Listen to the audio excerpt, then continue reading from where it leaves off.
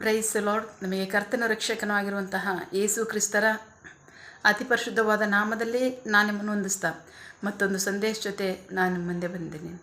ದೇವರ ಹಸ್ತವು ತಾನೇ ಕಳೆದ ದಿನವೆಲ್ಲ ನಿಮ್ಮನ್ನು ನನ್ನನ್ನು ಆತ್ಮಿಕವಾಗಿ ವಾಕ್ಯಗಳ ಮೂಲಕವಾಗಿ ಬಲಪಡಿಸಿ ಚೈತನ್ಯಗೊಳಿಸಿ ಜೊತೆಗಾರರಾಗಿದ್ದು ನಡೆಸ್ತಿದ್ದಾರೆ.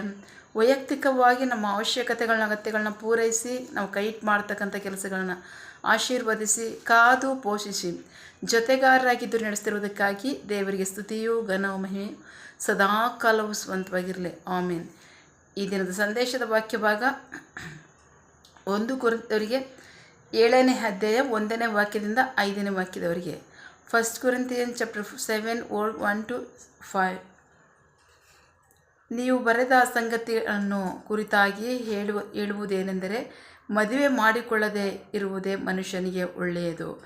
ಆದರೆ ಅನೈತಿಕತೆ ಹೆಚ್ಚಾಗಿರುವುದರಿಂದ ಪ್ರತಿಯೊಬ್ಬನಿಗೂ ಸ್ವಂತ ಹೆಂಡತಿ ಇರಲಿ, ಪ್ರತಿಯೊಬ್ಬಳಿಗೂ ಸ್ವಂತ ಗಂಡನಿರಲಿ. ಗಂಡನು ಹೆಂಡತಿಗೆ, ಹೆಂಡತಿಯು ಗಂಡನಿಗೆ ದಾಂಪತ್ಯ ಧರ್ಮವನ್ನು ಪೂರೈಸಲಿ. ಹೆಂಡತಿಯ ದೇಹವು ಆಕೆಗಷ್ಟೇ ಸಂಬಂಧಿಸಿದ್ದಾಗಿರದೆ ಅದು ಗಂಡನಿಗೆ ಸಂಬಂಧಿಸಿದ್ದಾಗಿದೆ. ಹಾಗೆಯೇ ಗಂಡನ ದೇಹ ಅವನಿಗಷ್ಟೇ ಸಂಬಂಧಿಸಿದ್ದಾಗಿರದೆ ಅವನ ಹೆಂಡತಿಗೂ ಸಂಬಂಧಿಸಿದ್ದಾಗಿದೆ. ಪ್ರಾರ್ಥನೆಗಾಗಿ ನೀವು ಪರಸ್ಪರ ಸಮ್ಮತಿಯಿಂದ ಸ್ವಲ್ಪ ಕಾಲ ಅಗಲಿ ಇರಬಹುದು, ಆನಂತರ ಒಂದುಗೂಡಬೇಕು.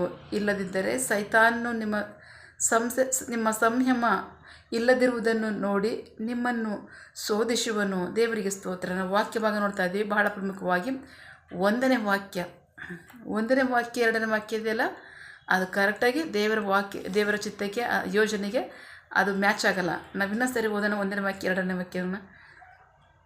ನೀವು ಬರೆದ ಸಂಗತಿಗಳನ್ನು ಕುರಿತಾಗಿ ಹೇಳುವುದೇನೆಂದರೆ, ಮದುವೆ ಮಾಡಿಕೊಳ್ಳದೆ ಇರುವುದು ಮನುಷ್ಯನಿಗೆ ಒಳ್ಳೆಯದು. ಆದರೆ ಅನೈತಿಕತೆ ಹೆಚ್ಚಾಗಿರುವುದರಿಂದ ಪ್ರತಿಯೊಬ್ಬನಿಗೆ ಸ್ವಂತ ಹೆಂಡತಿ ಇರಲಿ, ಪ್ರತಿಯೊಬ್ಬರಿಗೆ ಸ್ವಂತ ಗಂಡನಿರಲಿ. ದೇವರಿಗೆ ಸ್ತೋತ್ರ. ಇಲ್ಲಿ ಪೌಲನಿಗೆ ಕೊರಿಂಥ ಪಟ್ಟಣದ ಸಭೆಯ ಜನ ಪೌಲನಿಗೆ ಪತ್ರ ಬರುತ್ತಾರೆ. ಸಭೆಯಲ್ಲಿ ವಿಶ್ವಾಸಿಗಳಾಗಿರ್ತಕ್ಕಂಥ ದೇವ ಜನರಲ್ಲಿ ಪರಿಶುದ್ಧತೆ ಇಲ್ಲ, ಅವರು ಬಹಳ ಇಷ್ಟಾನುಸಾರವಾಗಿ ಜೀವಿಸ್ತಿದ್ದಾರೆ ಅಂತ. ಸೊ ಆಗ ಅದನ್ನು ಕೇಳಿ ಓದಿ ಅವನು ಈ ಅಭಿಪ್ರಾಯವನ್ನು ವ್ಯಕ್ತಪಡಿಸ್ತಾ ಇದ್ದಾನೆ. ಭಾಳ ಪ್ರಮುಖವಾಗಿ ನಾವು ನೋಡೋಣ. 6ನೇ ಅಧ್ಯಾಯದಲ್ಲಿ ನಾವು 18ನೇ ವಾಕ್ಯದಿಂದ 20ನೇ ವಾಕ್ಯದವರು ನೋಡೋಣ. ಜಾರತ್ವದಿಂದ ದೂರವಾಗಿ ಓಡಿ ಹೋಗಿರಿ. ಮನುಷ್ಯನು ಮಾಡುವ ಇತರ ಎಲ್ಲ ಪಾಪಗಳು ಅವನ ಶರೀರದ ಹೊರಗಿರುತ್ತದೆ, ಆದರೆ ಜಾರತ್ವ ಮಾಡುವವನು ತನ್ನ ದೇಹಕ್ಕೆ ವಿರುದ್ಧವಾಗಿ ಪಾಪ ಮಾಡುವವನಾಗಿದ್ದಾನೆ. ದೇವರಿಂದ ನಿಮಗೆ ದೊರೆತ ನಿಮ್ಮಲ್ಲಿರುವ ಪವಿತ್ರಾತ್ಮನಿಗೆ ನಿಮ್ಮ ದೇಹವು ದೇವಾಲಯವಾಗಿದೆ ಎಂಬುದು ನಿಮಗೆ ತಿಳಿಯದು. ನೀವು ನಿಮ್ಮ ಸ್ವಂತ ಸ್ವತ್ತಲ್ಲ, ನೀವು ಕ್ರಯಕ್ಕೆ ಕೊಳ್ಳಲ್ಪಟ್ಟವರು. ಆದ್ದರಿಂದ ನೀವು ನಿಮ್ಮ ದೇಹದಿಂದ ದೇವರನ್ನು ಮಹಿಮೆಪಡಿಸಿರಿ. ದೇವರಿಗೆ ಸ್ತೋತ್ರ. ಸೊ ಆ ಸಭೆಯಲ್ಲಿ, ಆ ಪಟ್ಟಣದಲ್ಲಿ ವಿಶ್ವಾಸಿಗಳಾಗಿರ್ತಕ್ಕಂಥ ದೇವಜನರಲ್ಲಿ ಭಕ್ತಿ ಇಲ್ಲದೆ ಸ್ವೇಚ್ಛೆಯಾಗಿ ಜೀವಿಸ್ತಿದ್ದ ನಿಮಿತ್ತವಾಗಿ ಆ ಪತ್ರವನ್ನು ಬರೆದಂತಹ ಅವ್ರನ್ನ ಕುರಿತಾಗಿ ಉತ್ತರ ಹೇಳ್ತಕ್ಕಂಥದ್ದು ಪೌಲನು ತಿರುಗಿ ಉತ್ತರ ಬರೆದಿರ್ತಕ್ಕಂಥದ್ದು ಈ ಪತ್ರ. ಆ ಪತ್ರದಲ್ಲಿ ಅವನು ಹೇಳ್ತಾ ಇದ್ದಾನೆ ಹೀಗೆ 1ನೇ ವಾಕ್ಯದಿಂದ, ನೀವು ಬರೆದಿರೋ ಸಂಗತಿಗಳು ಗುರುತಾಗಿ ಹೇಳುವುದೇನೆಂದರೆ. ಸೊ ಅವನು ಹೇಳ್ತಾ ಇದ್ದಾನೆ, ಮದುವೆ ಆಗದೆ ಇರತಕ್ಕಂಥದ್ದೇ ಒಳ್ಳೆಯದು. ಆದರೆ ಜಾರತ್ವ ಅಧಿಕವಾಗಿ ಹೋದ್ರಿಂದ ಪ್ರತಿಯೊಬ್ಬಳಿಗೂ ಗಂಡನಿರಲಿ, ಪ್ರತಿಯೊಬ್ಬನಿಗೆ ಹೆಂಡತಿ ಇರಲಿ. ಇದು ಮ್ಯಾಚ್ ಆಗುತ್ತಂದರೆ ಇಲ್ಲ. 1ನೇ ಅಧ್ಯಾಯ ಆದಿಕಾಂಡ 1ನೇ ಅಧ್ಯಾಯ 28ನೇ ವಾಕ್ಯ. Genesis chapter 1:28. ದೇವರು ಅವರನ್ನು ಆಶೀರ್ವದಿಸಿ, ನೀವು ಸಂತಾನವುಳ್ಳವರಾಗಿ ಹೆಚ್ಚಿರಿ, ಭೂಮಿಯನ್ನು ತುಂಬಿಸಿ ಅದನ್ನು ಆಳಿರಿ, ಸಮುದ್ರದ ಮೀನುಗಳ ಮೇಲೆಯೋ ಆಕಾಶದ ಪಕ್ಷಿಗಳ ಮೇಲೆಯೋ ಭೂಮಿಯ ಮೇಲೆ ಚಲಿಸುವ ಎಲ್ಲ ಜೀವಿಗಳ ಮೇಲೆಯೋ ಆಳ್ವಿಕೆ ನಡೆಸಿರಿ ಎಂದು ಅವರಿಗೆ ಹೇಳಿದನು. ದೇವರಿಗೆ ಸ್ತೋತ್ರ. ದೇವರ ಯೋಜನೆ ಇದು. ಮನುಷ್ಯನು ಒಬ್ಬಂಟಿಗನಾಗಿರೋದು ಸರಿ ಇಲ್ಲ, ಅವನಿಗೆ ಸರಿ ಬೀಳುವ ಸಹಕಾರಣಿಯನ್ನು ಉಂಟು ಮಾಡ್ತೀನಿ ಅಂತ ಹೇಳಿದ್ದು. ಅವರಿಬ್ಬರೇ ಏದೇನು ತೋಟದಲ್ಲಿ ತುಂಬ ತಿರುಗಾಡ್ಕೊಂಡು ಇರಲಿಲ್ಲ, ಅವರ ಮುಖಾಂತರವಾಗಿ ಸಂತಾನ ಉತ್ಪತ್ತಿ ಆಗಬೇಕು.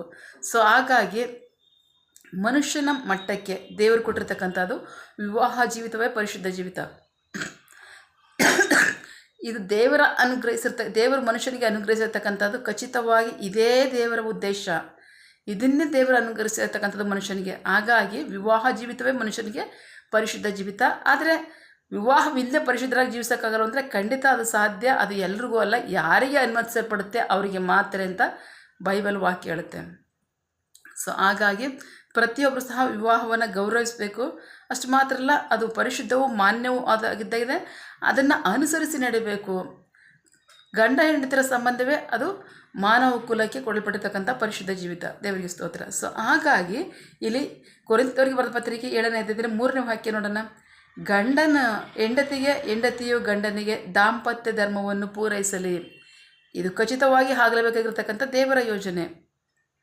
ಏಕೆಂದರೆ ಸಂತಾನವುಳ್ಳವರಿಗೆ ಹೆಚ್ಚುರಿ ಭೂಮಿಯನ್ನು ತುಂಬಿಸಿರಿ ಅಂತ ದೇವರು ಹೇಳಿದ್ದಾರೆ. ಇದು ದೇವರ ಯೋಜನೆ ಆಗಿರೋದ್ರಿಂದ ಹೌದು, ಇದು ಆಗಲೇಬೇಕು. ದಾಂಪತ್ಯ ಧರ್ಮವನ್ನು ಗಂಡ ಹೆಂಡತಿರಿಬ್ಬರು ಪರಸ್ಪರ ಪೂರೈಸಲೇಬೇಕು. ಯಾಕೆಂದರೆ ಗಂಡನ ದೇಹ ಅವನಿಗೆ ಮಾತ್ರ ಸ್ವಂತ ಅಲ್ಲ, ಅದು ಹೆಂಡತಿಗೂ ಸ್ವಂತ. ಹೆಂಡತಿ ದೇಹ ಹೆಂಡತಿಗೆ ಮಾತ್ರ ಸ್ವಂತ ಅಲ್ಲ, ಗಂಡನಿಗೆ ಸ್ವಂತ. ಸೊ ಹಾಗಾಗಿ ಪ್ರಾರ್ಥನೆ ನಿಮಿತ್ತವಾಗಿ ನೀವು ಸ್ವಲ್ಪ ಕಾಲ ಒಬ್ಬರನ್ನೊಬ್ಬರು ಅಗಲಿರ್ಬಾರ್ದು ಹೊರತು ಬೇರೆ ಯಾವ ಕಾರಣಕ್ಕೂ ನೀವು ಹಾಗೆ ಒಬ್ಬರನ್ನೊಬ್ಬರು ಅಗಲಿರ್ಬೇಡ್ರಿ. ಪ್ರಾರ್ಥನೆ ಮುಗಿದ ಮೇಲೆ ಪರಸ್ಪರ ನೀವು ಒಂದಾಗ್ರಿ ಅಂತ ವಾಕ್ಯ ಹೇಳುತ್ತೆ. ದೇವರಿಗೆ ಸ್ತೋತ್ರ. ಕಾರಣ ಸೈತಾನನ ಕಾರ್ಯ ಏನು ಅಂದರೆ, ಏದೇನ್ ತೋಟದಲ್ಲಿ ಆದಾಮ ಹವ್ವಳನ್ನು ದೇವರಿಗೆ ನೇಮಿಸಿದಂತಹ ಆ ಒಂದು ನವ ಜೋಡಿಗಳನ್ನು ಅಪನಂಬಿಕಸ್ಥರಾಗಿ ಅವಿಧೇಯರನ್ನಾಗಿ ಮಾಡಿ ಪಾಪ ಮಾಡೋದಕ್ಕೆ ಕಾರಣದಂಥ ಸೈತಾನನು ಇವತ್ತು ನಿಮ್ಮನ್ನು ವಂಚಿಸ್ತಾನೆ ಅಂತ ಕಷ್ಟ ಅಲ್ಲ, ನಿಮ್ಮನ್ನು ವಂಚಿಸ್ತಾನೆ. ಹಾಗಾಗಿ ಪ್ರಾರ್ಥನೆ ಮುಗಿದ ತಕ್ಷಣ ನೀವು ಪರಸ್ಪರ ಒಂದಾಗ್ರಿ ಅಂತ ವಾಕ್ಯ ಹೇಳ್ತದೆ. ದೇವರಿಗೆ ಸ್ತೋತ್ರ. ಸೊ ಹಾಗಾಗಿ ವಾಕ್ಯದ ಪ್ರಕಾರವಾಗಿ ಜೀವಿಸ್ತೀರಿ. ಖಚಿತವಾಗಿ ದಾಂಪತ್ಯ ಜೀವಿತವನ್ನು ಪ್ರತಿಯೊಬ್ಬರು ನೀವು ಗೌರವಿಸಬೇಕು. ಅಸಡ್ಡೆ ಮಾಡಬಾರ್ದು, ನಿರ್ಲಕ್ಷ್ಯ ಮಾಡಬಾರ್ದು. ದೇವರ ನ್ಯಾಯ ತೀರ್ಪಿಗೆ ನೀವು ಗುರಿ ಆಗ್ತೀರ. ಸೊ ಹಾಗಾಗಿ ನಂಬಿಗಸ್ತರಾಗಿ ವಾಕ್ಯಕ್ಕೆ ವಿಧೇಯರಾಗ್ರಿ, ವಾಕ್ಯದ ಪ್ರಕಾರವಾಗಿ ಜೀವಿಸ್ತೀರಿ. ದೇವರು ಹೇಳ್ತಾರೆ, ಭಕ್ತಿಯುಳ್ಳ ಸಂತತಿಯನ್ನು ನಾನು ನಿಮ್ಮಲ್ಲಿ ಹುಡುಕ್ತೀನಿ ಅಂತ ಹೇಳ್ತಾರೆ. ನಿಮ್ಮಲ್ಲಿ ಭಕ್ತಿಯುಳ್ಳ ಸಂತತಿಯನ್ನು ಹುಡುಕೋದು ಮಾತ್ರ ಅಲ್ಲ, ಆಶೀರ್ವಾದವನ್ನು ಅಭಿವೃದ್ಧಿಯನ್ನು ಕಾಣ್ತೀರ ನೀವು. ದೇವರ ಆಶೀರ್ವಾದ ಎಂತಂದರೆ ತಲೆಮಾರಿನಿಗೆ ಕೊಡ್ತಕ್ಕಂಥ ಆಶೀರ್ವಾದ. ಆ ತಲೆಮಾರಿನ ಆಶೀರ್ವಾದವನ್ನು ನೀವು ನಿಮಗೂ ನಿಮ್ಮ ಮಕ್ಕಳಿಗೂ ನಿಮ್ಮ ಸಂತತಿಯು ಕೂಡಿ ಇಡಬೇಕಂದ್ರೆ ಖಂಡಿತವಾಗ್ಲೂ ದೇವರ ಆಜ್ಞೆಗಳನ್ನ ಅನುಸರಿಸಿ ನಡೀಲೇಬೇಕು.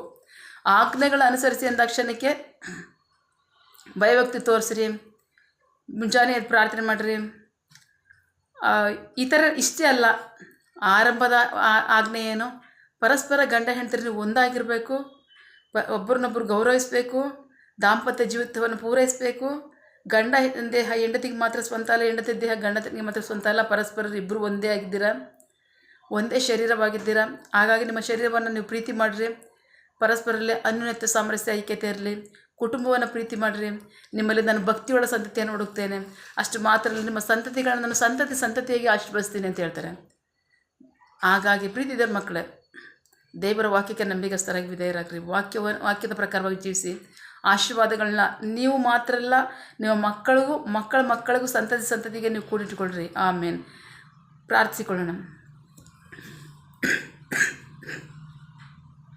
ಸಕಲ ಸೃಷ್ಟಿಕರ್ತನೆ, ಸರ್ವಾಧಿಕಾರಿಯೇ, ಸಾರ್ವಭೌಮನೆ, ಉನ್ನತನೇ, ಮಹೋನ್ನತನೇ, ಮಹಾಪರಿಶುದ್ಧನೇ, ಪ್ರೀತಿ ಸ್ವರೂಪನೇ, ನೀತಿವಂತನೇ, ಅಧಿಪತಿಯೇ, ಸೇನಾಧೀಶ್ವರನೇ, ಇರುವಾತನೇ, ಸರ್ವವ್ಯಾಪಿ. ಸಪ ಈ ದಿನ ವಾಕ್ಯಗಳ ಮೂಲಕವಾಗಿ ನಮ್ಮ ಸಂಗಡ ಮಾತಾಡಿದಂತಹ ನಿಮ್ಮ ಪ್ರೀತಿಗಾಗಿ, ನಂಬಿಗಸ್ತಿಕೆಯಾಗಿ ನಿಮಗೆ ಸ್ತೋತ್ರ. ಇದನ್ನು ವಾಕ್ಯವಾಗದ ಮೂಲಕವಾಗಿ ಕುಟುಂಬವನ್ನು ಕುರಿತಾಗಿ ನೀವು ಇಟ್ಟಿರ್ತಕ್ಕಂಥ ಶ್ರೇಷ್ಠವಾದ ಯೋಜನೆ, ಆ ಪರಿಶುದ್ಧ ದಾಂಪತ್ಯ ಜೀವಿತವನ್ನು ನೀವು ಹೇಗೆಲ್ಲ ಅನುಭವಿಸ್ಬೇಕು, ಹೇಗೆ ಭಯಭಕ್ತಿಯಿಂದ ಅನುಭವಿಸ್ಬೇಕು, ಅದನ್ನು ಗೌರವಿಸಬೇಕು, ಅದನ್ನು ಅನುಸರಿಸಿ ನಡೆದು ಒಳ್ಳೆಯ ಭಕ್ತಿಯುಳ್ಳ ಸಂತತಿಯನ್ನು ಕೊಡಬೇಕು. ಆಶೀರ್ವಾದಗಳನ್ನ ಹೇಗೆ ತಲೆಮಾರಿನವ್ರಿಗೂ ನೀವು ಕೂಡಿಟ್ಕೊಳ್ಬೇಕು, ನೀವು ಹೇಗೆ ಪ್ರೀತಿಪೂರ್ಣವಾಗಿ ಪರಿಪೂರ್ಣವಾಗಿ ನೀವು ಆಶೀರ್ವದಿಸ್ತೀರೋ, ಈ ಎಲ್ಲವನ್ನು ನಮ್ಮ ಸಂಗಡ ಮಾತನಾಡಿದ್ದೀರ. ಅದಕ್ಕಾಗಿ ಸ್ತೋತ್ರ. ನಂಬಿಗಸ್ತರಾಗಿ ನಿನ್ನ ಜನರು ವಾಕ್ಯಕ್ಕೆ ವಿಧೇಯರಾಗಿ ವಾಕ್ಯದ ಆಶೀರ್ವಾದಗಳನ್ನ ಅವರಿಗೂ ಅವರ ಸಂತತಿಗೂ ಕೂಡಿಟ್ಟುಕೊಳ್ಳಿ. ನಿಮಗೆ ಮಹಿಮೆಯಾಗಲಿ, ನಿಮ್ಮ ಜನರಿಗೆ ಆಶೀರ್ವಾದ, ರಕ್ಷಣೆ ಉಂಟಾಗಲಿ. ಆಮೇನ್. ಪ್ರಾರ್ಥನೆ ಕೇಳಿದ ಪ್ರೀತಿಗಾಗಿ ನಿಮಗೆ ಸ್ತೋತ್ರ. ಆಮೇನ್. ನಿನ್ನ ಜನರು ಕೈಟ್ ಮಾಡ್ತಕ್ಕಂಥ ಕೆಲಸವನ್ನು ಆಶೀರ್ವದಿಸು, ಅವರ ಅವಶ್ಯಕತೆಗಳನ್ನ, ಅಗತ್ಯಗಳನ್ನ ಪೂರೈಸು, ಕೊರತೆಗಳನ್ನ ನೀಗಿಸು. ಆಮೇನ್. ಯಾವ ಕಾರ್ಯದಲ್ಲಿ ಅವರು ನಿರೀಕ್ಷೆ ಉಳ್ಳವರಾಗಿದ್ದಾರೆ, ಮಕ್ಕಳ ವಿದ್ಯಾಭ್ಯಾಸ, ಆರೋಗ್ಯ, ಅವರ ಜೀವನ ಅವಶ್ಯಕತೆಗಳ ಅಗತ್ಯಗಳು, ಯವನಸ್ಥರ ವಿದ್ಯಾಭ್ಯಾಸ, ಆರೋಗ್ಯ, ಅವರ ಜೀವನ ಅವಶ್ಯಕತೆಗಳ ಅಗತ್ಯಗಳು, ಕೆಲಸ, ಬಿಸಿನೆಸ್, ಸೇವೆ, ವಿವಾಹ ಕಾರ್ಯ, ವಯಸ್ಸಾದವರ ಜೀವನ ಅವಶ್ಯಕತೆಗಳ ಅಗತ್ಯಗಳು, ಆರೋಗ್ಯ, ಸೇವೆ, ಯಾವ ಕಾರ್ಯದಲ್ಲಿ ಅವರು ನಿರೀಕ್ಷೆ ಉಳ್ಳವರಾಗಿದ್ದಾರೆ ಆ ಕಾರ್ಯದಲ್ಲಿ ತಕ್ಕ ಸಮಯದಲ್ಲಿ ನಿಮ್ಮ ಚಿತ್ತಾನುಸಾರವನ್ನು ಹೊಂದಿಕೊಳ್ಳಿ. ಆಮೇನ್. ನೀವು ಹಾಗೆ ಮಾಡೋ ಪ್ರೀತಿಗಾಗಿ, ನಂಬಿಗಸ್ತಿಕೆಯಾಗಿ ನಿಮಗೆ ಸ್ತೋತ್ರ. ನಮ್ಮ ಪ್ರಾರ್ಥನೆ ನೀವು ಕೇಳಿದ್ದೀರಾ, ಅದರಂತೆ ನಡೆಸ್ತಿರೋದಕ್ಕಾಗಿ ಸ್ತೋತ್ರ. ನಮ್ಮ ಪ್ರಾರ್ಥನೆಯನ್ನು ನಮ್ಮ ರಕ್ಷಕನಾದ ಯೇಸು ಕ್ರಿಸ್ತರ ಅತಿ ಪರಿಶುದ್ಧವಾದ ನಾಮದಲ್ಲಿ ಪ್ರಾರ್ಥಿಸಿ ನಿಮ್ಮ ಪಾದಗಳು ಸಲ್ಲಿಸಿ ನಾವು ಬೇಡುವಂತಿದ್ದೇವೆ, ನಮ್ಮ ಜೀವಳ ತಂದೆ. Amen. God bless you all. ದೇವರು ತಾನೇ ತನ್ನ ವಾಕ್ಯಗಳ ಮೂಲಕವಾಗಿ ನಮ್ಮ ಸಂಗಡ ಮಾತನಾಡಿದ್ದಾರೆ, ನಮ್ಮನ್ನು ಆಶೀರ್ವದಿಸಿದ್ದಾರೆ. ಆಮೇನ್. All the best. ದೇವರ ವಾಕ್ಯಕ್ಕೆ ವಿಧೇಯರಾಗಿ ಆಶೀರ್ವಾದಗಳನ್ನ ನಿಮಗೂ ನಿಮ್ಮ ಸಂತತಿಯು ಕೂಡಿಟ್ಟುಕೊಳ್ಳಿ. ಆಮೇನ್. All the best.